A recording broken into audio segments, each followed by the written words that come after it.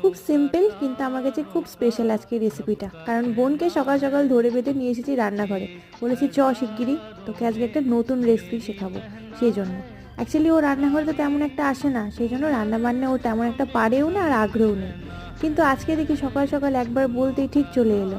আজকে ওকে শেখাবো হচ্ছে ভেজ স্যান্ডউইচ। রেসিপিটা এতটাই সহজ কিন্তু খেতে হয় খুব ভালো, সেই জন্য ওকে শিখিয়ে রাখছি, যাতে পরবর্তীকালে যখন ও নিজের একটুখানি করে খাওয়ার দরকার হয় যাতে ও করে খেতে পারে। সবসময় বড়দের হাতে নয়, মাঝে মাঝে মনে হয় যে ছোটরাও আমাদের কিছু একটু করে খাওয়া বেশ ভালো লাগে।